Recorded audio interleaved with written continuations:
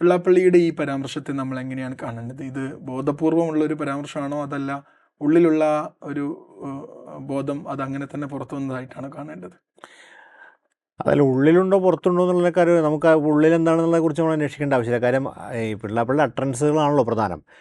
അയാളുടെ ഉള്ളിൽ നമുക്ക് ഉള്ളിൽ കണ്ടുപിടിക്കാനുള്ള നമുക്ക് എന്താണെന്നറിയില്ല. അത് നമ്മൾ നോക്കേണ്ട ആവശ്യമുണ്ടെന്ന് എനിക്ക് തോന്നുന്നില്ല.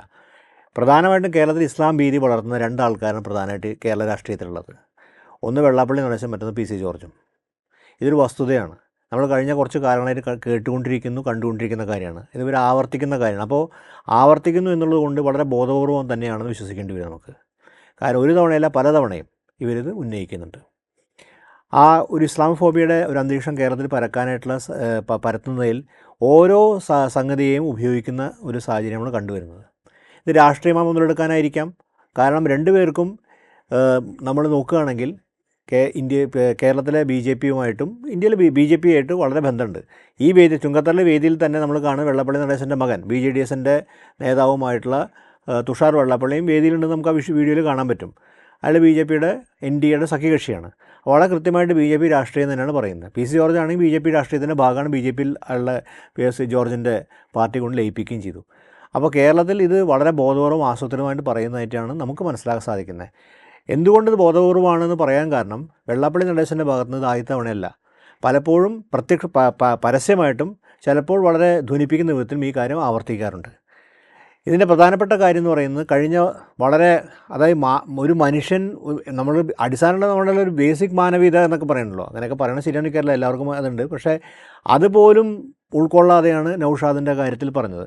നൗഷാദിൻ്റെ അത്ര ത്യാഗം എന്താ പറയുക, കേരളം മുഴുവൻ ആദരവോടെ കാണുന്ന സമയത്താണ് ഒരു ശബ്ദം നമ്മൾ കേട്ടത്, ഏറ്റവും വികൃതമായ കേരളത്തെ അസ്വസ്ഥപ്പെടുത്തുന്ന ശബ്ദം ഉണ്ടായത്. അന്ന് ആഭ്യന്തരമന്ത്രി അതിനെ നടപടിയെടുക്കാൻ പോയി. അതിൻ്റെ പേരിലാണ് കോൺഗ്രസിനോട് വിരോധം തുടങ്ങുന്നത്. CPMനോട് അനുഭവം തുടങ്ങുന്ന ആ പ്രശ്നത്തിൻ്റെ പേരിലാണ്. അത് നമ്മൾ മനസ്സിലാക്കാതിരിക്കേണ്ട. പിന്നീട് അദ്ദേഹം പിണറായിയുടെ ആരാധനാവുകയും കേരളത്തിൻ്റെ ക്യാബിനറ്റ് അവിടെ പോയി കേരളത്തിൻ്റെ മിനി ക്യാബിനറ്റ് അദ്ദേഹത്തിൻ്റെ വീട്ടിൽ കൊടുക്കുന്ന സംഭവം ഉണ്ടായി. പക്ഷേ എന്ന് മുതലാണ് കോൺഗ്രസ്സായിട്ട് അനഭിമതനാവുന്ന വെച്ചാൽ ഈ സമയം മുതലാണ്. അത് ശരിയായ നടപടിയായിരുന്നു ചെയ്തത്. അപ്പോൾ നിയമ നടപടികൾ ഇവർ ഭയപ്പെടുന്നുണ്ട്. നിയമം ഇവരൊന്നും ചെയ്യില്ലെന്നും ഭരിക്കുന്നവർ ഇവർക്ക് അനുകൂലമായിട്ട് ഒന്നും ചെയ്യില്ലെന്നും രണ്ട് പ്രസ്താവന ഇവരുടെ നേതാക്കൾ പുറപ്പെടുവിക്കുന്നതല്ല, ഭരണപരം ഒന്നും നിയമപരമായിട്ട് ഒന്നും ചെയ്യില്ലെന്നുള്ളതുകൊണ്ട് ഉറപ്പുള്ളതുകൊണ്ടാണ് ഇവരിത് ആവർത്തിക്കുന്നത്. അത് കേരളം സംബന്ധിച്ചാലും ഒട്ടും തന്നെ ആശ്വാസകരമായിട്ടുള്ള കാര്യമല്ല, നല്ലതല്ലാത്ത കാര്യമാണ് നൗഷാദിൻ്റെ കാര്യം. ഇന്ന് പറയുന്ന കാര്യം തന്നെ നമുക്കെല്ലാവർക്കും അറിയുന്ന മലപ്പുറത്തെക്കുറിച്ച് ഈ നെറേറ്റീവ് ആരുടെ നെറേറ്റീവാണ്?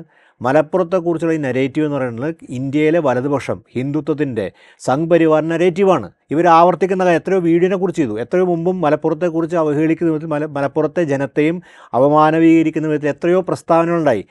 മനേകാ ഗാന്ധി പ്രസ്താവന ഉണ്ടായി. ഇതുപോലെ എനിക്ക് ആ വ്യക്തിയുടെ പേരറിയില്ല, പക്ഷേ അത് പ്രസിഡൻ്റായിട്ടുള്ള ആളൊന്നുമില്ല. പക്ഷേ BJPയുടെ ചായ നിൽക്കുന്ന ഒരാൾ ഇവിടെ മലപ്പുറത്ത് ഏതൊരു ഗ്രാമമുണ്ടെന്ന് അവിടെ ഇസ്ലാമിക ഭരണമാണെന്നൊക്കെ പ്രചരിപ്പിക്കുന്നതിൽ എന്തുണ്ടായി? മലപ്പുറം ജീവിക്കുന്ന ആളാണ് ഞാൻ. മലപ്പുറം ഇത്രയും ദീർഘകാലം ജീവിക്കുന്ന ആളും കൂടി എനിക്ക് അപ്പോൾ ഇത്തരം കാര്യങ്ങൾ ആവർത്തിക്കും എന്ന് പറയുന്നത്.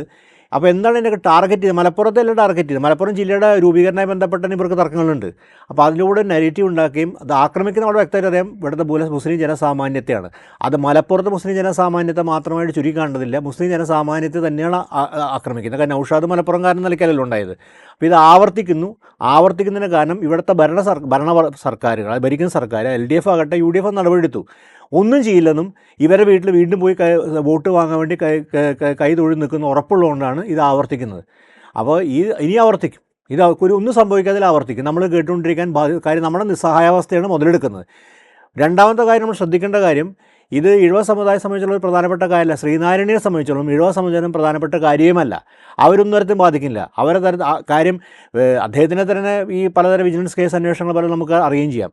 അപ്പോൾ ഒരു ശ്രീനാരായണ സമൂഹത്തിന് എത്ര സ്വാധീനം അദ്ദേഹത്തിനുണ്ടെന്ന് നമുക്ക് വ്യക്തമാണ്. കാര്യം ശ്രീനാരായണ സമൂഹത്തെ എങ്ങനെയാണ് പ്രതികരിക്കേണ്ടത്? അതിനകത്ത് MK സാനു മാഷ പോലുള്ള പ്രഗത്ഭനായിട്ടുള്ള നമ്മുടെ സാംസ്കാരിക നമ്മുടെ ബഹുമാനിക്കുന്ന സാംസ്കാരിക നായകൻ MK സാനു മാഷൊക്കെ സമരം ചെയ്തിട്ടുണ്ട്. നമുക്ക് എല്ലാവർക്കും അറിയുന്ന കാര്യമാണ്. അഴീക്കോട് മാഷ് സമരം ചെയ്തിട്ടുണ്ട് ഇദ്ദേഹത്തിനെതിരെ. ഇത് ആവർത്തിക്കുകയാണ് ചെയ്യുന്നത്. ഞാൻ വീണ്ടും പറയട്ടെ, അടിവരായിട്ട് പറഞ്ഞ കാര്യം ഇവരിനി ആവർത്തിക്കും. എന്തുകൊണ്ട് ആവർത്തിക്കുന്നു? ഇവർക്ക് അനുകൂലമായ രീതിയിൽ ജനം നിൽക്കുന്നുണ്ടല്ല. ഒരു ജനം അവർക്ക് അനുകൂലം എന്നല്ല, തെറ്റിദ്ധാരണയാണ്. ഒരാൾ അനുകൂലിക്കുന്നില്ല.